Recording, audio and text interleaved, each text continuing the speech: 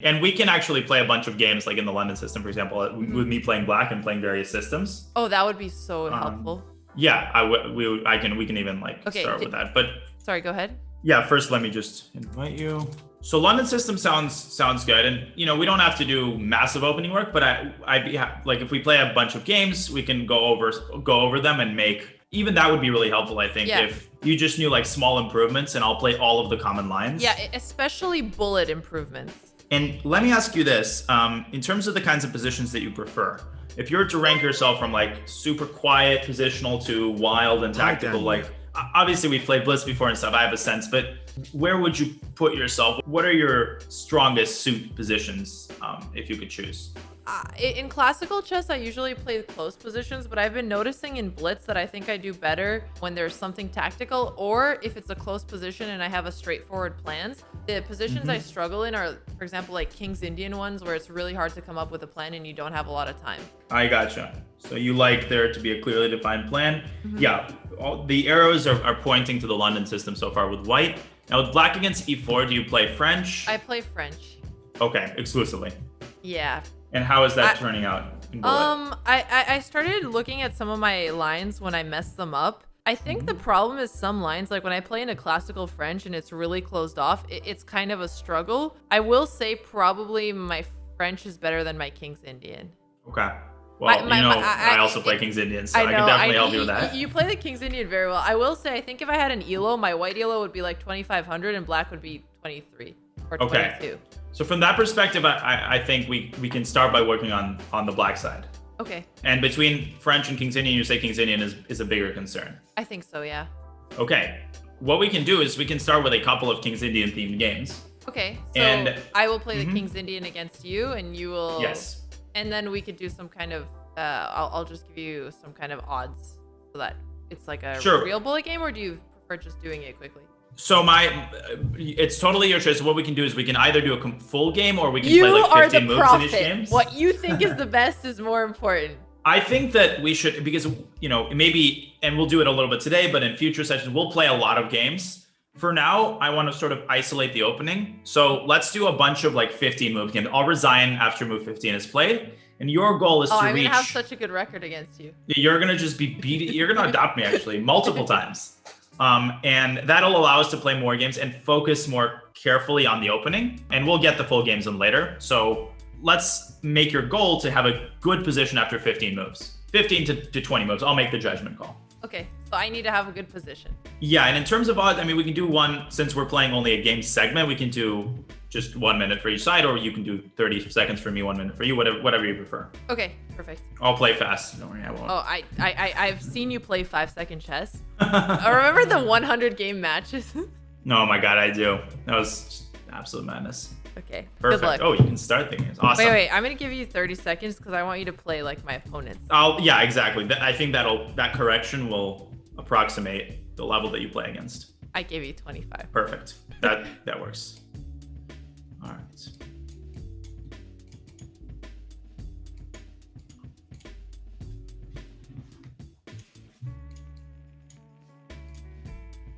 See, these are the kinds of positions that I don't know how to play. Right. Okay. I resign. That was a great game, Alexander. I think you're going to have no trouble hitting 2,500. I have nothing left to teach you. Beautiful win, 15 moves. Whoa, just inconclusive. Thanks for the 3,000. Okay, amazing. Yeah, so the opening went astray. Thank you for that resignation. So do you want to go over each game individual, or do you want to play like 5 or 6 games and then go over all together? What do you prefer? What do you think is faster? Because you could test all of my... We could do something where you test all of my systems, you see where the problems are, and then we go after. Perfect. That's exactly what I had in mind. Okay, perfect. People in the chat are like, he let her win. You don't say! You don't say! What? No. I think I'm just a better bullet player, you know? If I can survive over 15 moves against you, I consider that a great success. Perfect. Okay, just play fast, as if it's a bullet. Yeah, I'll play very fast. Dude, I hate the same-ish also. I used to play the C5 line. I don't play it anymore. So I go for these kinds of systems and everything. Yeah, this is, this can unfortunately get you mated pretty fast. Mm-hmm. And I mean, this is okay for black, but it's super risky in blue because you see your G files closed and you have no attack going against me. But you won a pawn, so I think that's reason enough for me to resign. I did win a pawn, so I think I nailed it. Right. Okay, let's try the fianchetto. Oh shoot! I don't play this line. I play d5. Oh, you play d5 against me. But you want to go d5 now, and I'll waste. Sometimes I play too quickly, and if this were an actual bullet game, I would panic and play into this. As you can tell, my openings are actually. Your openings are amazing. It's just you're basically winning out of every. You are winning. Do you think I could write an opening book, Danya? Would you maybe I'm surprised you haven't done that yet. Yeah, it was actually on my to-do list. All right. Okay. Wait, let's try that again. 3-0. Wait, right. Don't accept the rematch. Yeah, I won't accept. Okay, go ahead. 3-0. Shit, I'm gonna adopt you, by the way. Oh, it's interesting because when you play it like this, I actually don't play my line correctly. Oh, I only do when you play c6, d5. Yeah. Queen a5. Interesting. Okay, so you play early queen h5.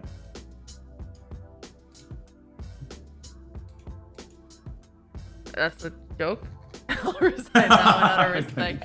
Okay, try You're not gonna adopt me though. I need to be nice. You're a coach, you know. Okay, wait. Try the fianchetto again. I'll show you. I'll play g3 early this, and that's how most people play it. I almost lost this. Yeah. So this is so you trick me when you play it like this, and I don't actually play d5. No, you're right. So in this move order, do you play the Grunfeld against this? I don't. It's only if you play d4 later that I'll play d5. So I was just trying to explain. For bullet, I think that sounds a little bit too complicated. It is. I mean, if you want just to stick with the King's Indian, that would be the best option. No, I should play it with d6. We could look d6. at a quick system. I should play it with d6. Okay. I'll let you keep testing lines. All right. Let me think about what I want to play. So we got that. We got that. Go knight bd7. Okay. Let's do. I will actually look up what people play against you as well after I finish testing your systems. That is way too nice. I don't deserve that. You got this in the bag, so I'm just. Yeah, I took your pawn, Danya. Oh, I guess. You actually have a good position here. So. Thank you. This is the first one. I'm not gonna lie, it's the first time and the last. 4 pawns attack. You're good against the 4 pawns attack. Thank you. Thank you. Now careful about pre-moving g6 because I'm gonna try to trick you. Oh. Yeah. Okay, maybe. Dirty. I thought that's what you meant. I was wrong. I'm sorry. I don't know. Have you faced knight c3? I got so excited. I'm sorry. Okay. Oh, you thought that's the dirty move I was going to play. Sorry, I didn't understand. I thought you were gonna try to Lafong me. Okay. I've graduated from that to other dirty tricks. I believe it. That's kind of like your first one, you know. It's a rite of passage. Yeah, exactly. Okay, good. Good? Am I? I mean, reasonable. Reasonable. You qualify that statement. Okay. It's like when you said you have a good chance to not be bald. It's like that's not what a girl wants to hear ever. I want to be certain I'm not going to be bald. C6 was the winning move there. Yep. Was it actually? No. Oh, sorry. I was going to ask if you thought it was actually a good move. It's decent. C6, D5. We're going to work on the King's Indian because my philosophy is that openings might be playing a much bigger role. I think they're actually playing a huge role in bullet because they make me lose so much time and I get so confused. Yeah, it's not an intuitive thing. People will think that's weird, but I'm actually getting the sense that when you get your type of position, and I know that from all of our odds matches, you can play 2600 strength easily. Wait, but say that these again? passive, when you get your type of position, oh, you want to? Okay, I see what you're doing there. I see what you're doing. No, you're good. But I truly believe that. I think when but these passive positions with no plan, I can see what you're saying. It's you burn a ton of clock, and then even if you climb out of it in the end, you're just very low on time. Exactly. Let me try one more for now. Okay. And then I will look up what people actually play against you with the greatest frequency, and we'll go from the order of that. Okay, let's go just like some H3 stuff. Let's see how you just general ideas.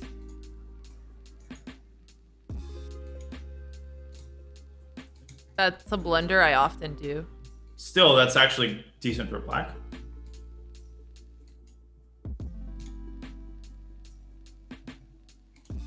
Okay. Oh, whoops, I blundered my queen there, so I'm gonna resign. Yeah, okay. That definitely gives me a good sampling. If you just give me 1 second, I'm going to check on this opening tree site what people actually play against you most frequently. Are you checking on chess.com? There's a site called openingtree.com. Oh, and you use that instead? Yeah. And it basically assembles it assembles all of your games automatically. Interesting. Because I think I could do that with chess.com games too. Oh yeah, I think you can. My game's all game, and I'm gonna set it up for bullet so that I'll do this as well. Oh, you can do that? Okay. Yeah. I'm doing it at the same time, so it saves time. Okay, my games are being imported. Yeah, this is also takes a while, so Yeah. You guys don't see me doing this because I'm in a separate browser window. Okay. So C4 so far, C4 knight f3. Knight f3 is actually 145 games, and C4 is 140. Okay, so knight f3, G6, and then what? G6, and then C4, bishop G7, knight C3, D6, okay, so they transpose. E4. So classical line. Okay, so this is most common. Yeah. So the classical line is the most common, and I play knight b D7 most commonly. They castle, E5, D5, and then I play A5, bishop E3, knight C5, knight D2, bishop D7. That's the most common line. I gotcha. Okay, that makes perfect sense. So that line we can actually begin, and through the lens of that line, I'll show you some basic ideas that you can apply in all of these structures. And I think that'll already give you some measure of relief. Yeah, and that's what I thought, that most people actually just learn the classical system. Okay. So let's go into let me invite you to another analysis board, and we'll delve right in. Yeah, this kind of work is not glamorous, but it will pay off. It's going to be actually so helpful. Thank you so much. Okay. It's not a bribe. I play the King's Indian, so it's quite helpful for me to review these concepts. I know it's not, and you're doing me a huge favor, and I appreciate you trying to write it off like it isn't. Thank you so much. It's good to be appreciated. It is a pleasure. So, okay. So E4, D6. So you play knight b7 to avoid the exchange variation, right? Yeah, because the exchange variation is a pain in bullet. It's just not worth it. I completely agree. And has anyone played E5 against you here? Nope. No, nobody does E5. Okay. Nobody does it. So I would just assume it's not a good move. And play knight G4. Yeah, just give me 1 second. I'm pulling up I have some chess-based notes here. Fire up the engine in case we need to check something. So E5, yeah, so E5, one moment. You take and go knight G4. Yeah. And the only thing white can try is like E6, you just take it. And if they go here, then you have very simple move, knight takes F2, and you're winning everything. You beat them to the punch, basically. Okay, perfect. Yeah, so that's not a problem. So castles E5. So castles. E5, yeah. Yeah, and then I play E5. Actually, I'll just let you control it. Sorry. Sure, no problem. So D5 is actually not the best move, but I know that it's the most commonly played. Bishop E3 is extremely annoying, and I really struggle with Bishop E3. It's the best. Yeah, Bishop E3 is the best line. Yeah. So let's start with Bishop E3 now. Because Bishop E3, my mind just gets confused. Absolutely. So I'll show you, I'll present an idea, and by all means, you can say no. It's, I want to make sure that you're comfortable with the lines that you play. So E takes D4, which you played against me. This is a structure that I have a lot of experience in. You can play this kind of structure successfully. And I like this structure when white makes certain concessions beforehand. But here white basically has an ideal setup. So I assume you get this structure pretty frequently, and you're sort of floundering around here. Yep, very much floundering around. So at some point, I'll show you the tricks in this structure.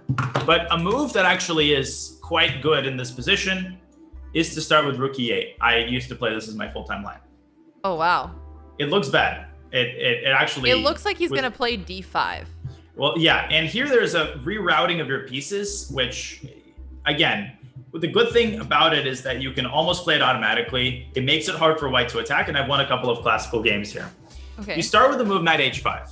Now, your basic point, this is very rare in the King's Indian, is you're going to get your bishop to E7, your knight to G7, and then you're going to play F5 quickly. So normally, 1 second, let me just make sure I'm telling you the truth. Hey, are you lying? Danya, is someone paying you to get me bald? Exactly. Sabotage, total sabotage. So no, knight H5 is the move. And almost everybody here with white plays G3 in response. Now, and I don't know how your opponents generally play these types of positions, but if they don't play G3, you're going to play knight F4. And you're gonna try to I like eliminate how the you bishop say and quickly your play F5. opponents instead of bad opponents. I think actually most people here would not know to play G3, or maybe they would. Yeah, and once you start playing this, it's not like this is our last session. We'll see what people end up playing, and we will look accordingly. So one good idea is to meet before with the move A5. You generally want to test people. Now, the more of this tension that you create in bullet, the better. This is a source of tension that you control. Why? Because if they take on A5 and you ignore this, good for not me. a problem. Yeah. It's okay. What I mean to say is if you forget to take on A5 because you've pre-moved, that's okay. If you take on B4 and they've pre-moved, they lose a knight. Yeah. So I would define this as a pressure point that you control. That's why these moves are really good. To frame it in terms of bullet and time pressure. I mean, I'll try to give you, like, not all of the moves I'm about to say are necessarily, strictly speaking, the best, although this one is. And now you go knight f4. Now, if he takes, this is always going to be good for you, even if you drop this pawn. Yeah, I remember this from the white side of the pieces. How are you going to follow up with black, like queen d2? Let's see.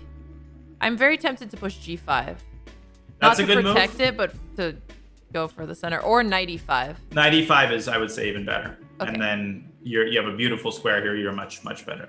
Okay. So, and otherwise, your goal is to take on e2 and quickly go f5. Now, once you go f5, then you go knight f6 and you're good. Yeah, my guess is probably not too many people will play g3. If they do, you go bishop f8. Oh my god, this is so easy to remember, the fast play. It is. And the point of this is that you make it harder in the long run for white to play c5. So the main line goes knight e1, knight g7. And I've had a couple of classical games that went this way, bishop e7. And then you're ready to play f5, knight f6, and Boris Gelfand lost the classical game here with white. This is a pretty dangerous system. So black is going for queenside stuff here, and black is going for the usual b4, c5, right?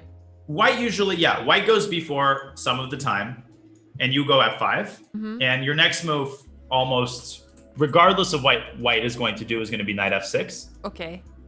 And 1 second. You can also start with f5, then play bishop e7. It doesn't really matter. So queen d2 is the main move here, by the way, instead of b4. If they play b4, okay, so if f3 here, then you want to go bishop g5. And you know that in the King's Indian, it's a good idea to trade dark squared bishops and keep light squared bishops, right? Yes. So this is the bishop, the one that I've highlighted that you want to keep. So bishop g5 for sure, here. because this is the one you use on sack sometimes, and you have the queenside attack, Exactly. whereas the other one is just blocked off. Yep. Precisely. So if they take, you take, then you go knight f6, f4, and you just blast through on the king side. This other knight can go into h5, by the way. Okay. So that's a very basic rundown of the d5 line. Now, I'm going to save the PGN at the end, so just don't delete any variations. No, of course. Now, white can also stall with queen c2 or take on e5. Do you anticipate people doing that? Stalling with queen d2. I mean, or queen c2. Queen c2. No, queen c2 is not a bullet move. I think taking on e5 or pushing d5 is what I would. Okay, so let's look at d. Let's look at d takes e5. Okay. So d takes e5. D takes e5 is the harder one for me to play. d5, a5 is not so bad. Right. That makes sense. So here you're gonna blast people, because the bottom line is, what is black's ultimate plan? You want to unfurl your pieces. So you want to take this square under control. How do you do that? Knight b6 or c6. C6. Usually you want to do it with pawns. Okay. And then you have all of these weak squares in white's camp that you want to occupy with your pieces. You want to do it methodically. So what is white going to do here?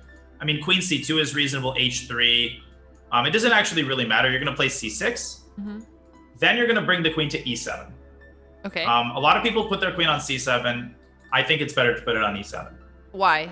That's actually interesting, because I'm always trying to decide between these two squares. Because queen e7 brings the c5 square under control, which makes it possible to move knight c5. Got it. Okay, so queen e7. And it's just a little bit more energetic. So let's say c6, rook a d1, queen e7. And also you are discouraging white from playing c5. And now you're going to have two ways of dealing with this knight. The ultimate setup is to go either knight f8 or knight c5. Then go bishop g4, trade it for white's knight. And do you see where this is leading up to? What is your ultimate goal? So you're trying to take on f3. Well, then you're... Why would you do that? What square are you softening up for that knight to occupy potentially? d4? Yeah, exactly. Yeah. So you're going to go knight f8, bishop g4. take, and then go knight e6, move the other knight over, and then go knight d4. It sounds like it's a million moves, but the reality is you can be flexible, and white doesn't have a very good plan here. It's a very straightforward plan. So in this position, let's say white plays something like h3. Okay. Do you play knight f8? Yeah, you can play knight f8 or knight c5. I like knight f8. Okay. It's just that knight. So now you don't have this plan anymore, right? You don't have this plan, but you have a different plan. You can go knight h5, knight e6, and then put one knight on f4, and sort of eye the d4s. Where they're going to end up doing something that's going to allow you, in my experience, to put a knight on either d4 or f4. It's very hard for white to play this kind of position. Right. So basically, with black, you're deciding between the d4 and c4 square. And then in this position, since g4 wasn't allowed for your bishop, that's why you're just rerouting your knight anyway to f4, because you don't want to push too many pawns by the king. Exactly. And you also can go with the old traditional idea of knight h5, f5. Do you go for f5 pushes in this kind of position, though? Sometimes. Not in bullet, though. I mean, that's more of a classical thing. I would refrain from it until you've deployed all of your pieces to the proper squares. Now, in terms of the bishop, there's nothing wrong with b6, bishop b7. It's not glamorous, but it's fine. And remember also, at some point, the idea of c5 and knight d4. Be careful about white putting the knight on d5, but that's sort of a thing you'll have to weigh on the spot. Okay, so b6, bishop b7, knight e6, knight h5. Okay, that makes sense. Yep, and knight f4, and then you can start considering various sacrifices on g2 and h3. And stuff like that. We can also play some games with colors reversed. Like I take black in a position like this and demonstrate some of the ways to put pressure in bullet. We'll do that at some point. Okay, so that makes sense from a general point of view? Yeah, that makes sense. So the key memory marker is this move rook e. You don't take on d4. Now rook e8 threatens ed and knight takes e4. So if they screw around, they go rook e1. Some people do that in bullet. They just like subconsciously copy. You just take in knight e4. Yeah, makes sense. Play ed. 94, and just one clarification that if they give you a check on d4, just go back to f6 and you don't you're bring solid, your you're up a pawn. And then you want to go knight c5, get your bishop out, you're up a pawn for no compensation. Okay. So that's, and this line, once you get your feet under you, is going to serve you very well, I think. Now, last sort of mainline King's Indian thing, before we move on. I know that most people aren't going to play queen c2, but I do want to show you how to play this position really quickly, if that sounds good to you, in case you get this. It sounds great. Because I've had this for forever. So knight first of all, you want to go c5 knight is c5. very intuitive. Always. Easy. And then f3, I'm guessing. Yes. Now, you always want to follow this move up, so you don't want to go a5. Most of the time. Because this is a habit that I would just push immediately. So, you can, but I like going c6. Interesting. And you're not afraid of b4? No, because I'm going to go knight e6. The point of this system with black is to make them overextend themselves, particularly in bullet. You want undefended pieces in as high of a quantity as possible. Okay. So try to play white here. Try to make a couple of moves. All right, so if I'm going to walk you through. You take with a bishop. Yeah, you're taking with a bishop, so I don't want to do that. So I guess if I'm white here, I'm going to play it a little slowly. Rook f2. Okay, so now I'm going to play this move knight h5, which sets up a bunch of tricks of varying types. Okay. Now, one thing I want to clear up, you can play a5, like, at some point. I'm not saying you never make that move, but what I'm telling you is that b4 is not something to truly be afraid of in most cases, Right. Okay. Now and if they take on e6, a lot of people will see the move c5 and, they'll think they're winning the pawn, but they miss the forest for the trees. You're already better with black. How would you play here?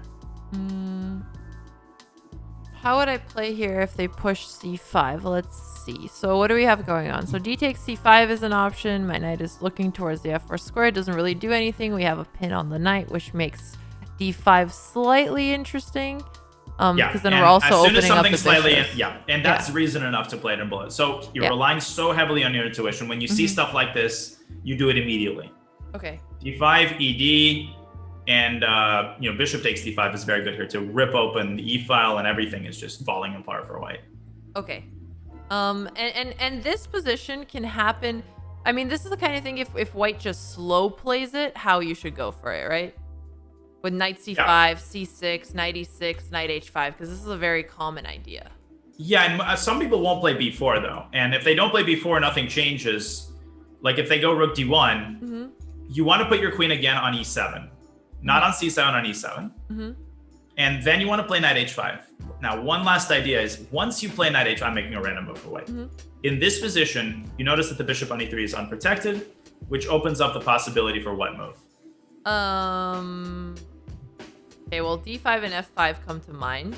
And which one seems less risky, more King's Indian-y? F5 seems like the natural one. And it is, because you're going to go f5, fe, or f5, f4, and then you're going to put your bishop on e5. You've got a great position. Okay. Got it. So the key is to play very actively in these structures. And that's another reason why you want your queen on e7, not just c5, but because of the semi-open e file. Exactly. Yeah. The queen's just better placed there overall. Okay. And that's the bottom line in these structures. So this is what you play against the bishop e3 line. Just rook e8 is the key move here. Rook e8 is the key move. I've been taking on d4. So no more taking, and I just wait for white to take. What happens if white keeps the tension? That's what we just looked at, right? Right. Rook e8 and then queen c2.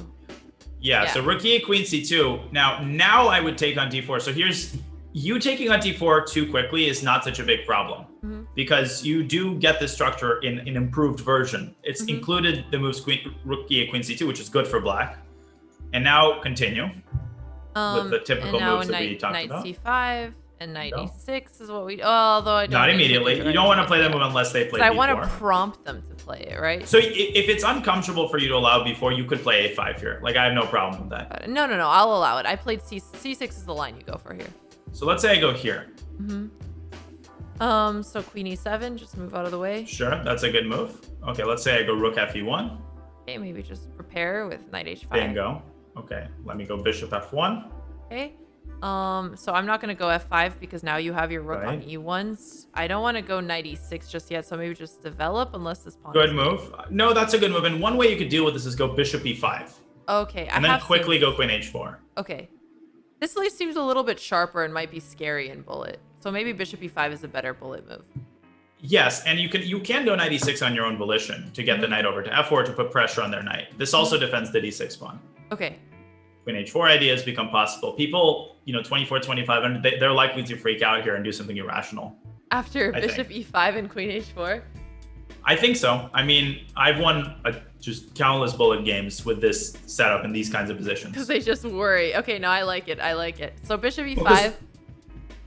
Right. And then I guess you just play bishop f2, right? Bishop f2, and now it would be a good time actually to step back to e6 and put pressure on the knight. So there is a moment where you put the knight to e6 before being pushed, and that's after it's just a good move. Pieces out. Okay. Yeah, basically yes. That's like a way to put more pressure once you've already gotten some pieces out. Exactly. Okay, makes sense. And then you can involve your queen. You'll get the hang of these positions pretty quickly, but if you know these main moves, you'll be good. Perfect. So I'll stick to these variations then. Right. Okay. And we'll definitely play some practice games in these positions. And I'm gonna save them and review them too because I need to. The stakes are high. I need to start learning all of these because in bullet, right, you have to know things by heart. It's not enough to just if you know things by heart and then you play by your intuition, it helps so much. Right. And one future session we'll do is just like play these problematic openings and talk about it. You're 1,000 points higher rated than me in bullet. That's insane. Holy smokes. Well, once you reach 2,500, it'll only be 115 points. So exactly. I'll be gaining. So did you save the BGN? Can we? Yeah, I saved it. Perfect. So that's the classical variation. That's most of what's played against you. So maybe then we could just let me save this again and rename it as classical, and then we could do a new PGN just so I don't get it confused. Sure. Rename classical. It's just so much easier to do now. Okay, perfect. Got it. Thank you. So should I make a new analysis board and re-invite you? Yeah. Or just clear board and that position. Okay. There we go. Okay. Oh, perfect. Wow, I didn't know how to do that. There we go. Okay, cool. So I don't want to bore you to death with openings, so maybe we can do just one more line. Very and then helpful. We can... Dania, this is extremely helpful. Thank you for doing this. Yeah, of course. And anybody in the chat who's like, this is I'm sorry. Work. I don't want to bore your chat. No. I'm saying this is like, I think everybody understands this is crucial work, and the people who just shirk openings for their whole life, unfortunately, you have to pay the price for it at some point. And I've been one of those people. But okay, so how concerning is the French for you? And is there something within the French that concerns you with white? Black? Yeah, actually. And I'm just gonna ask quickly about the lines that I looked through today. So I think advanced line, if I had some tips on that. And then honestly, I know theory here, and this is somewhere where you could help me because it's not like I don't know the lines. I just find them so hard to play in bullet. Yes. So they are. And then here a6, and I play the queen b5 line, and even in stuff like this, I find it so hard to play these as black in bullet. These kinds of close positions where sometimes you have to castle queenside, other times you castle kingside, and g4 f5 in bullet is just terrifying. Right. So there's two options. We can definitely look into this and make some refinements. But Andrew Tang, has made a career out of playing. Have you ever played DE4? I know this is a bad reputation, but it's actually an amazing bullet opening. Would you consider it, or would you prefer to? Absolutely. Okay. I just promoted the line. And I'm deleting the entire side variation. And what makes this really good, and I've struggled against DE4 my whole life, what makes this really good is it has a reputation as a really passive line, not dangerous. White usually plays the same setup in bullet every game. It's very easy to fall asleep and get into a really bad position really fast. And that's basically what I've done many times. So have you I assume you've seen this before, and you know that knight d7 is the main follow-up. Yep. Okay, one sec, I've opened. I have actually looked at this line a little bit before, but a long time ago. Okay, so almost everybody, and I'm just opening up my notes on ChessBase. Just give me a second. Almost everybody plays the same setup for white. They play knight f3. And, well, what do you think you do here? It's super intuitive. Usually I play either knight f6 or bishop e7. Yeah. Knight f6, and develop your knights. People take. You take back. Now, almost everybody plays bishop d3. There's a million moves here. Your responses are going to be the same. But in my experience, most people do this. Now you play c5. Yep, that's what I was going to arrow. So the most popular, and once again, we'll start with the setup that I find people doing all the time. It's d takes c5, although they don't have to do that. Of course, you take. Yep. Okay, they either castle. Yeah, they usually castle. And so do you. Are there any ever tricks with like bishop b5? You just play bishop d7, right? Bishop b5, bishop d7, yeah. In your so open position, you're good. I mean, this is already so much easier to play than the other line. Of course, I do like the fact that white has pressure on this knight, so you don't play anything like bishop e7. That would be weird. No, so there's only like one or two interesting things you have to know here, and the move is b6. The move is b6. Okay. Now, your goal is to play bishop b7. You've got beautiful bishops. And here's the key rule. You are usually not worried about moving your queen away from the pin. Even though they can play bishop f6, gf, that is going to be good for black because you're going to move your king away and use the g file and mate them. Okay. Now, some people go bishop b4 here. Hacks. Actually hacks. This is going to be, I think you're going to enjoy the system because it's you play the same moves against everything and people struggle against it. So bishop b4 is a blunder. Can you tell me why? Because you take the queen and then take the bishop. You take the queen and take the bishop. So the main move, everybody plays queen e2. Now you continue developing naturally. Okay, so bishop e7. Yeah, rook a d1, and here, rook a d1, and here apply the rule that we just discussed and try to find where you would put the queen. Yeah, e7? Queen c7, super natural. Now, bishop takes f6, you can correct me if I'm wrong. I think a lot of people are going to just immediately take. Yeah, I think they'd be very tempted to just take. And I don't know, a bishop e4 is the main move here, which leads to a position where black is on comfortable side of equality. I don't know how else. People might play knight d2. What do you feel like is reasonable here? What do you think we might expect from people? So I think the scarier idea is queen d2 just because as soon as people see check, they tend to go for it in bullet. Right. So king g7 here. Oh, knight d2 or queen d2? Knight d2, I was thinking. Okay. So if knight d2, you need to intercept the light squared bishop by playing f5. Okay, right. Because if I play king h5, is that not king h8 okay? You can play, but they can. I think they might be able to force like a perpetual. That's like. Right. Okay. So let me check. So the rule here will be just to push f5 right away. King h8 is good too, but yeah, f5 is great if they play knight d2. And if they play queen h5, then king h8 is good. Yeah, and rook g8. Yeah, and you can mate them pretty quickly. This looks very comfortable. Right, it is. And if they're good, they'll find a way to trade the bishops, but you'll be left with the bishop against the knight, which is pretty easy to play. Okay. So the main move, and really the only way to equalize for it, is bishop e4. And if you try this system out, we'll see what people actually play. So you play rook fd8 here.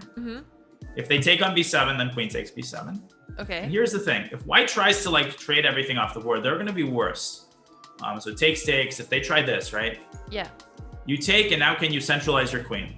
I mean, I guess I don't play queen d5. I play queen e4 because I want to keep pressure on c2. The knight is kind of tied in. My king has escaped squares. This is much nicer to play as black and bullet. And by this point, you've played quickly. They've spent like 20 seconds, and you've got a million improving moves, as you said, f5, b5, tactics along the diagonal. This is likely to arise against some people, this particular position, actually. So that's like the most, we went down the most popular route, which is not white's best line, of course, if white knows what to do. But, yeah, okay. How is this looking so far? This is looking really good so far. Good bullet line. And stop me if you're not feeling comfortable. I'm like, no, I will not be offended. I think this is great. Like, so bishop f4, you also swap go my line to this. Okay, perfect. So b6. And your bottom line is going to be, you have to exercise your judgment. So you're not literally going to play c5 against absolutely everything. The only other move I wanted to talk about right now, because we also want to take a quick look at the advance, is so bishop g5 is possible in this position. I think some people might play. I have seen bishop g5 as well, and I usually play bishop e7, which I don't think is a good idea anymore. Or maybe not as necessary. You actually can play c5 here. You can play, let me see, h6 is a move. Let me see what the good people do in this position. Bishop g5 is not that common. So h6 is a good move. h6, bishop h4, c5. Just get the bishop out of the picture and then go c5. Okay. Most people will check on Why do you b5. have to get the bishop out of the picture first? What was the difference of the bishops on g5?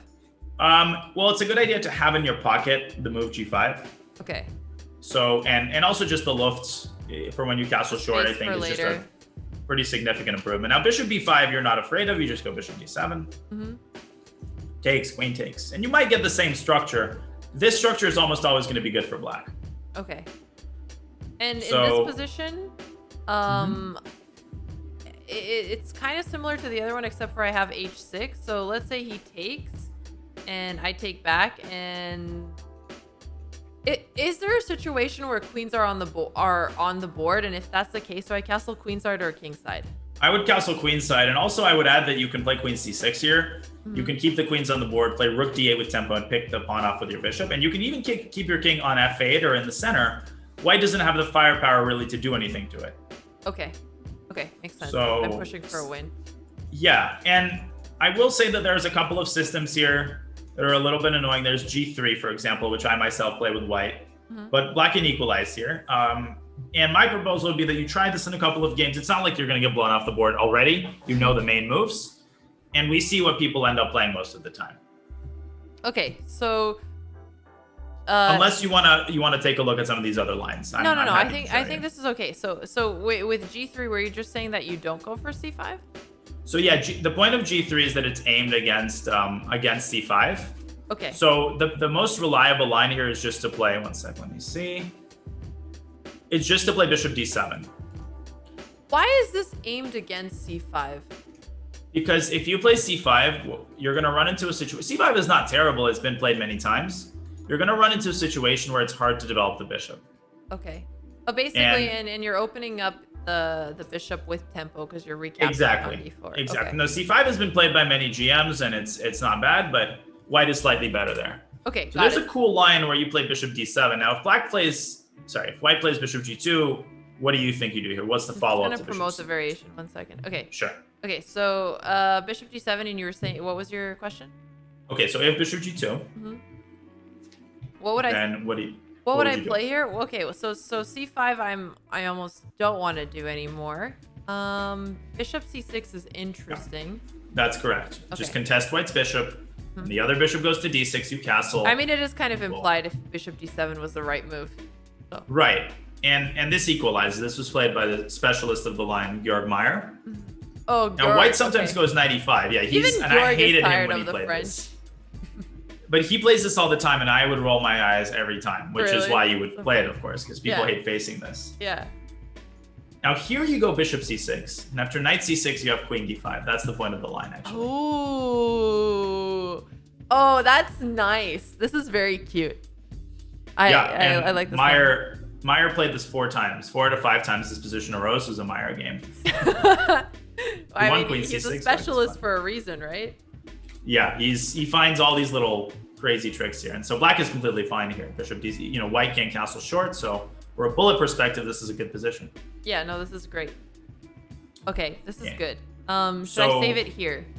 Sure. And if you want, we can also look at the advance, and then you can save it, or... I'm just going to save the different variations, if that's okay. Sure. Perfect.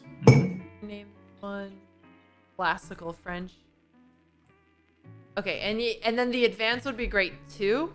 Because I get the advance so often in bullet, and it's another one that I've looked up theory, but I think just pushing me towards the right line would make a difference. So I have a cool line against the advance that you can consider. So let's just go for the cool line, because I already know that mine I've looked at theory, and even the lines that are supposed to be okay, I don't enjoy in bullet. Perfect. So let me pull up my file. I have a file on this. French advance, knight h6 black. Okay. This is a couple of years old, but it's still pretty decent for bullet, I think. It's okay for me. A couple of years old is good. So good to hear. I can't believe you came to the lesson. You don't even have fresh theory. That's actually horrible. I'm getting worse and worse. I'm degrading. So knight c6, knight f3. Now you, I assume, play queen b6. I should play queen b6. I usually go c takes d4, knight e7, and knight f5 in bullet. But I've also looked at the queen b6 line. So the line that I'm recommending to is knight h6. Oh, okay, that's more up my That's a side line, and it's dangerous if white doesn't know what to do, because here's the thing. Oh wait. Do you mind if I just reset it so that my files that I'm not at all better? Mm-hmm. Okay. Okay. Perfect. Sorry. Okay. So here we were.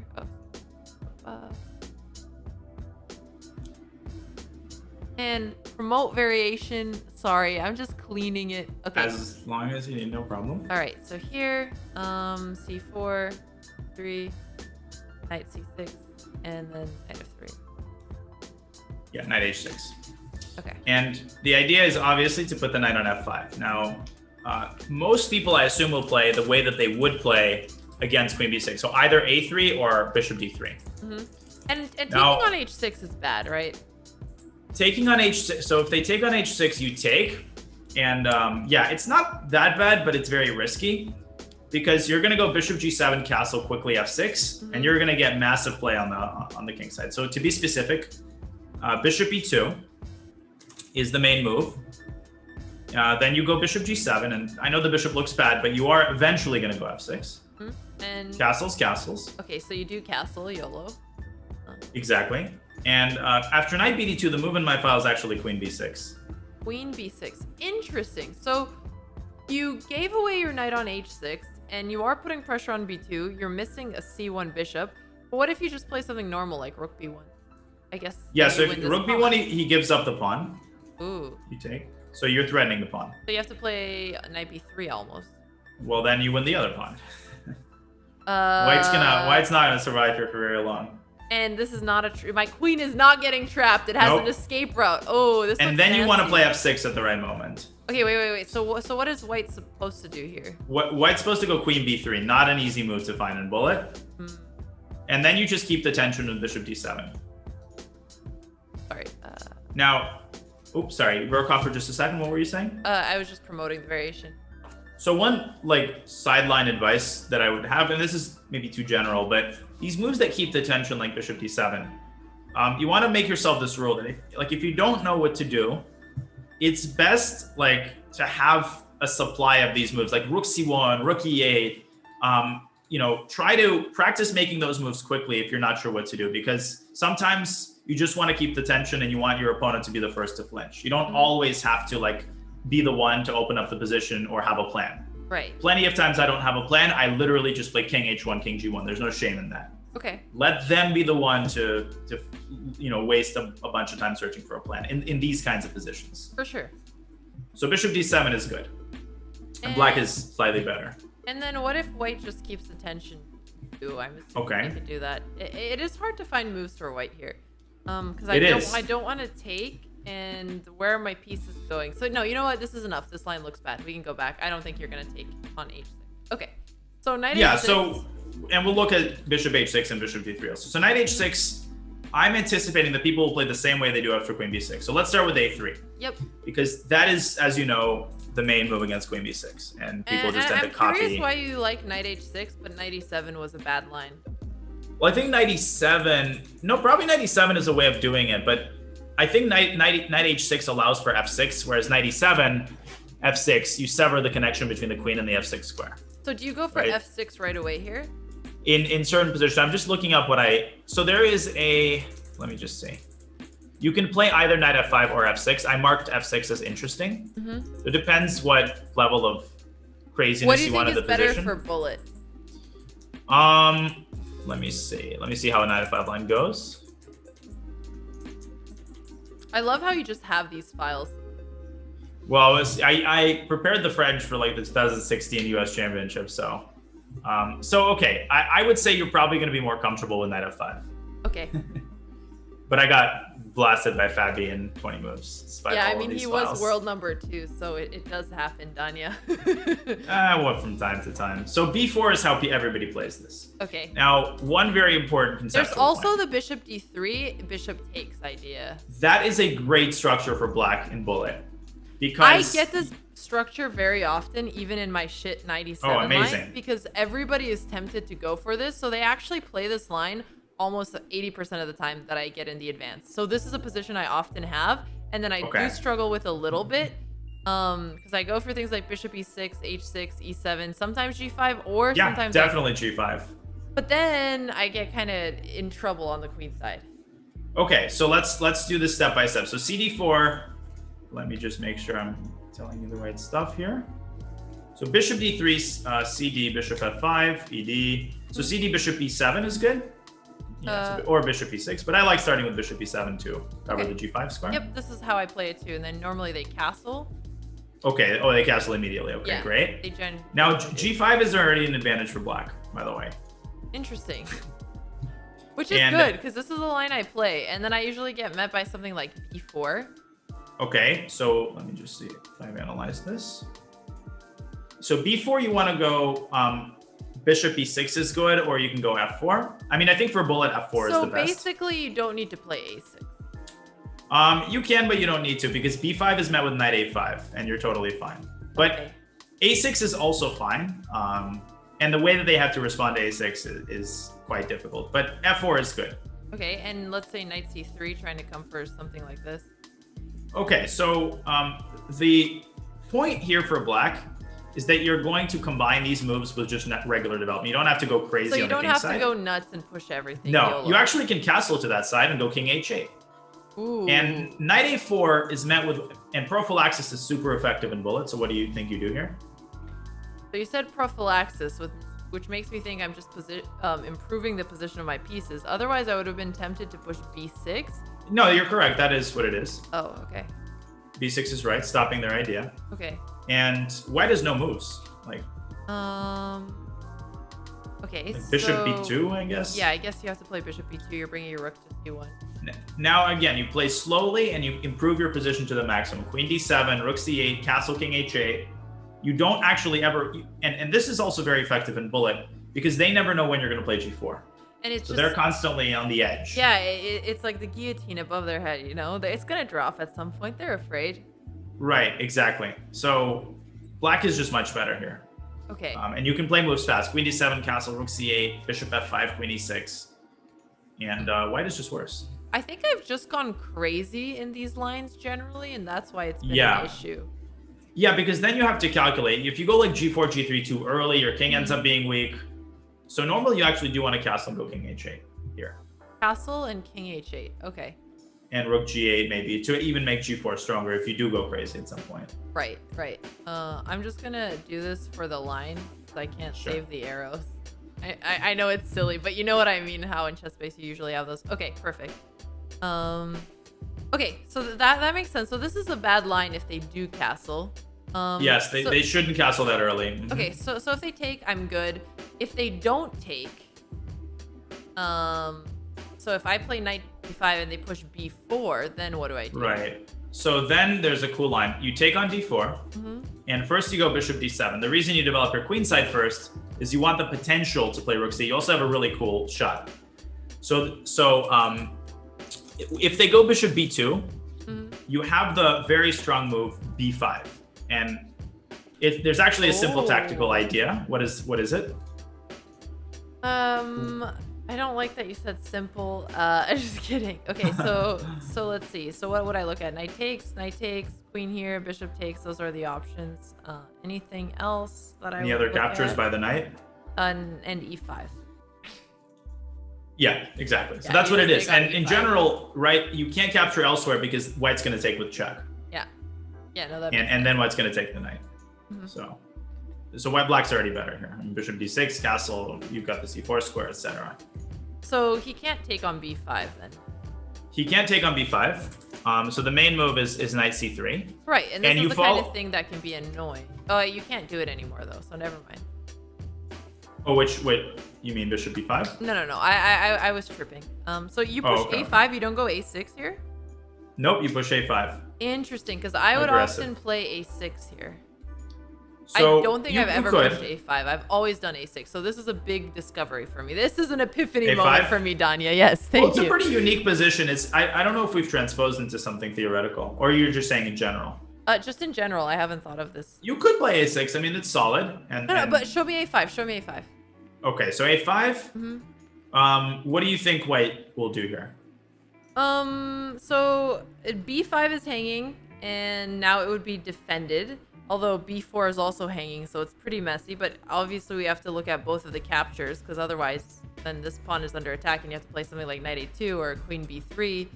Right, which is pretty passive. You'll just take anyway. Right. So I imagine taking on b5 is the sharpest line.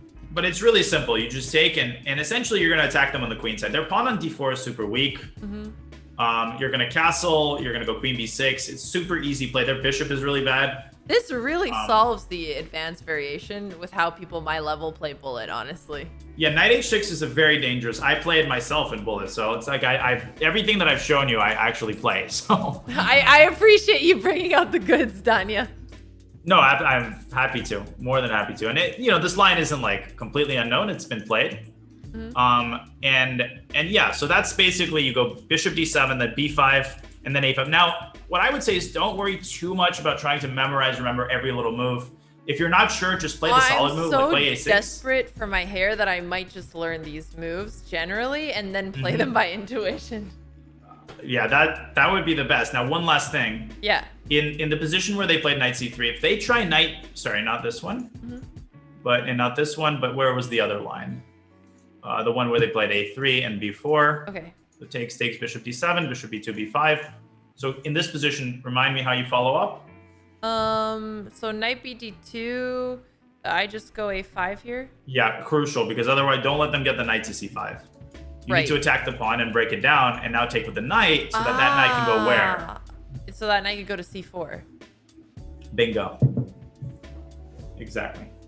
Do you like me adding crucial in the notes? I love it. This is just professional file right here. Exactly. These kinds of files, they're beautiful. This is awesome. No, this is this is right up your alley. I think if we can solve your black openings, and I think we've gone a long way already. Then exactly. If we can solve my black openings, then I'm gonna stop tilting half the time, and it's just gonna help so much. It's helping so much. Okay, let me save this one also. Okay. I'm gonna rename it advanced. Perfect. Okay, yeah, I don't really have as much trouble with the other ones. Can I just ask you really quickly about how to play against King's Indian attack with the French, because you play it very well.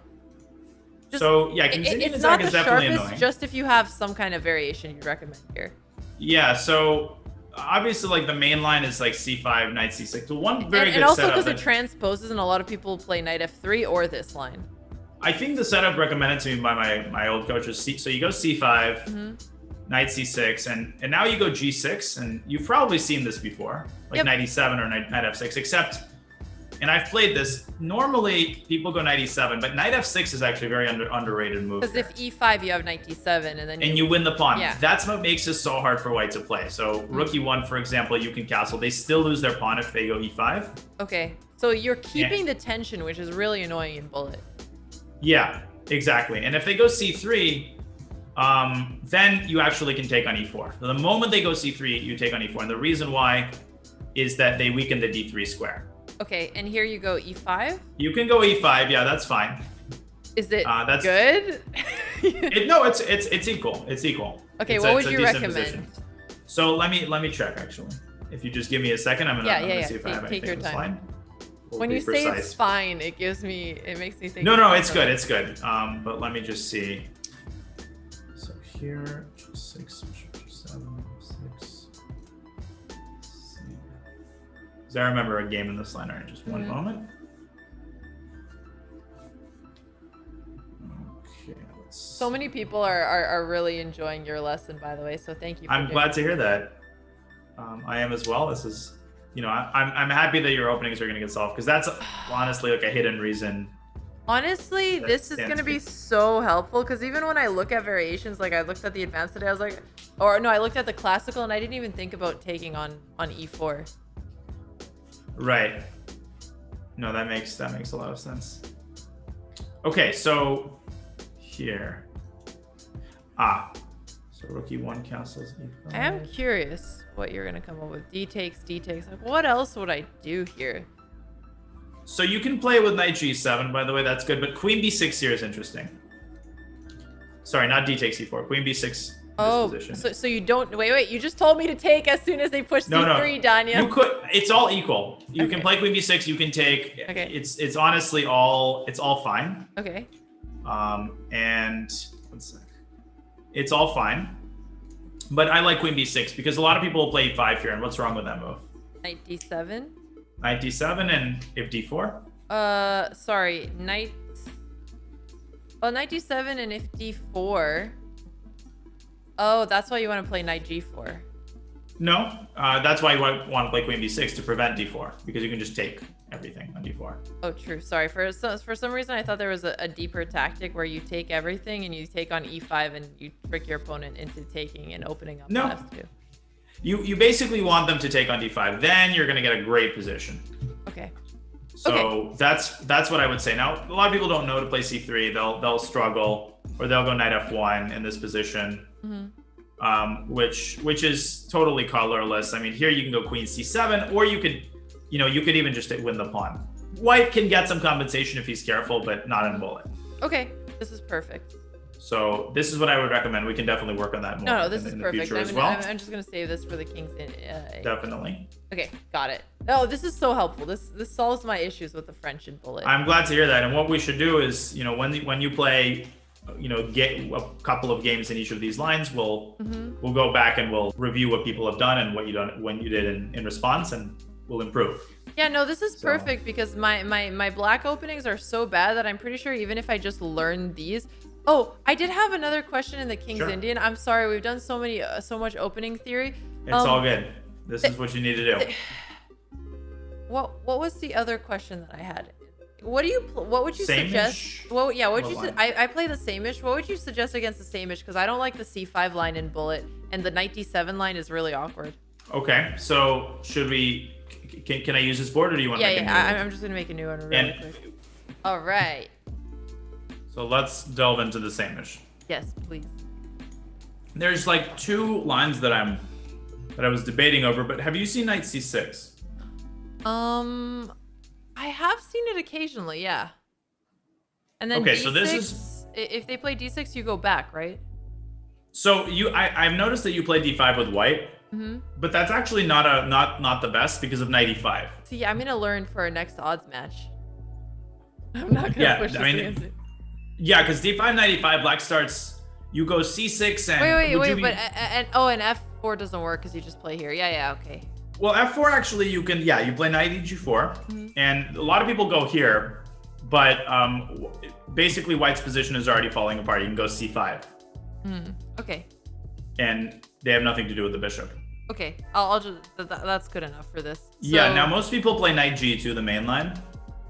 Yeah, makes sense. Or queen D2. Now, yeah, or queen D2. Oh yeah, D2. I know the knight C6, A6 line, as in I've seen it before because I also play the same-ish, but I haven't ever played it as black. So queen D2 is inaccurate, I think, because of E5, D5, and now where does the knight go? D4. Yeah, knight D4, and this is really interesting. So this gives black. Whoa! I got raided by Kit Boga. Wow. Oh my god, 2863. Holy smokes! Oh, that's awesome. I'm the only non-chess streamer that I watch, and he raised me back with a huge group. That's crazy. Sorry, Alexander. Well, no, you're good, Danya. Please go for it. Tell them what we're doing. So I'm Daniel. I'm a chess grandmaster, and I'm honored to be streaming with Botezlive, Alexander Botez. And we are doing a training session. Alexandra, you have a challenge where you need to hit a rating of 2,500 within the month, or else bad things will happen. And or I'm doing what I my can. Head. And Danya is coming in to save my hair because I've been panicking, and he's teaching me with some openings so that this doesn't happen. Indeed. Well, thank you, Kit. I really appreciate the raid. That is that's awesome. So, okay, so we're looking at this opening. And after knight d4, if they take twice, do you know how to react? My guess would be... There's a tactic. I assumed, Danya. Yeah, you'd never know. You don't say. There's a tactic. It's not like there's a discovered attack. Knight takes e4 because queen takes e4? rook e8. Yeah, okay. There you go. Exactly. Knight e4, queen e4, rook e8. Yeah. So... and some people do fall into that. They just automatically take. Now, but almost everybody's going to go knight g2. You go a6 and they go queen d2. Now here, there's a very tricky line where you go knight a5 immediately. Thank you, real Mr. Perry, for the 5 gifted. Appreciate it. So knight a5. Okay. And I'm going to show you how you're going to win a bunch of games. Yes, Now, most people play b3. And you play b5. People assume this is like a Banco gambit. You've done this to me so many times, Danya. Yes. And every time I tell myself, this? I'm never going to fall for it again. And then I forget we play again 2 months after. And what do? I fall into this again. Exactly. So I actually play this in classical chess. Again, this is my main line, but knight takes b3 is the idea. The most annoying tactic of all time. It's so annoying because you play the moves on autopilot and bullet, and then you just fall into it. No, it's really, really hard because when people don't see it, they resort to their first instinct. The great thing is, if they defend upon in another way, if they go knight g3, then you go b5, and it's the same thing, right? Knight b3 is a threat. Right, because that's why you're supposed to play knight c1 though, right? Right. Yeah, exactly. The knight c1 is the main line. And now you go knight steps out to d7. Several ideas. You might play c5, but most of the time you're going to go e5 and quickly f5. So you're opening up the possibility for f5. Yeah. Okay. And if they go b4, again, as in many lines of the King's Indian, you want to provoke them into as many of these pawn moves as possible. Because a lot of people will do something like this, and after e5, black is already better. And that's the nature of the King's Indian. You have a5 and f5, and you just have to play very energetically and keep the pressure. Okay, that makes sense.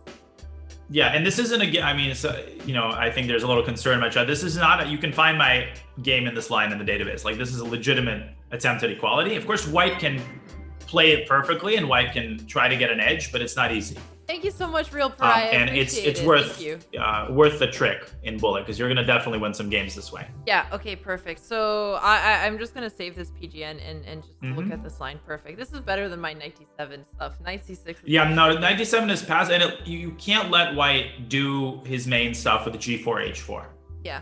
I like that you actually play this opening as black too, so you have. Right. It's very convenient. Yeah. Yeah. Okay. Perfect. So that's the same-ish. Do you? Yeah. Okay. So I think you've given so much with the openings. This is already extremely helpful. Okay. So let's pause the openings for now, and we can do white in the next session. Yeah. No, this is perfect because I want to be able to review these. It's already so helpful, and now it's on me to just learn these, and I think it's already going to be very very much a lift in my If I take the job, bet I get it done. I said it before, I'm a one-on-one. I just caught some ones, only wearing ones. Fornicate the funds, money made me calm. Diamonds on your neck, bet they on your neck. You want that watch, you better rock a tech. You want that chain, you better cop a vest. You want the check, but can you make it stretch?